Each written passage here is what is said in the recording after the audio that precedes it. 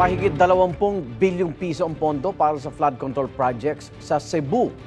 Kaya masama ang loob ni Cebu Governor Pamela Baricuatro dahil matinding baha pa rin ang dinanas ng lalawigan sa panalasa ng Bagyong Tino. May unang balita si Ian Cruz. Sa Facebook dinala ni Cebu Governor Pam Baricuatro ang sama ng loob sa dinanas nilang kalamidad dulot ng Bagyong Tino. 26 billion pesos daw ang pondo para sa flood control project sa buong lalawigan. Pero flooded to the max daw ang inabot ng maraming LGU sa lalawigan nila. Nabasa raw ng Pangulo ang shout-out ni Governor. Yan po ang dahilan kung bakit po nagpapaimbestiga ang Pangulo Marcos Jr. Dahil nakita niya po yung epekto, may mga budget na inilaan para dito pero parang hindi gumagana.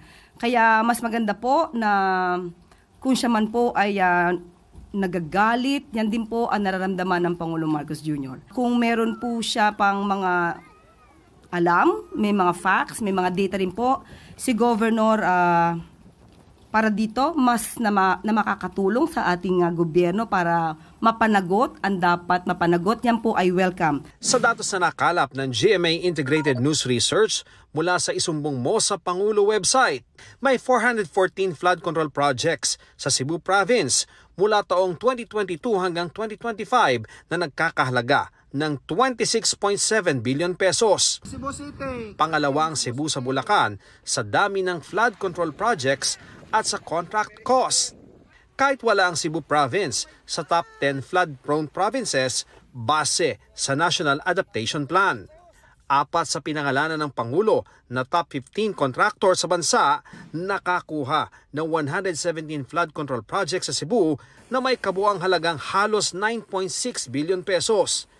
Sa bayan ng Liloan kung saan may 35 ang naitalang nasawi, may 5 flood control projects na may halagang halos 398 million pesos at lahat base sa isumbong website ay tapos na. Ang dalawa sa pinakamahal na proyekto dito ay co-contractor ang dalawang kumpanya ng mga diskaya na Alpha and Omega at St. Matthew General Contractor. Sa bayan ng Compostela, may 3 flood control projects na may halagang halos 137 million pesos. Iisa ang kontraktor sa 3 proyekto at lahat ng ito ay nasa Kotkot River. Sa Cebu City kung saan may 12 patay, 47 ang flood control projects na may 1.8 billion pesos. Sa Talisay City na may 7 ng patay, may 21 flood control projects na nasa halagang 2 billion pesos. 13 sa mga proyektong ito, ang QM Builders ang kontraktor na nakabase sa Cebu. Ang QM Builders ang isa sa top 15 contractors.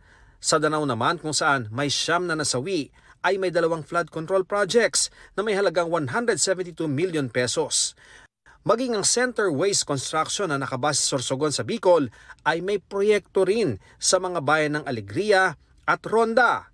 Ang 3 proyektong ito ay may halagang 212 million pesos. Sinusubukan ng GMA Integrated News sa makuhang panig ng DPWH ukol sa mga flood control projects sa Cebu.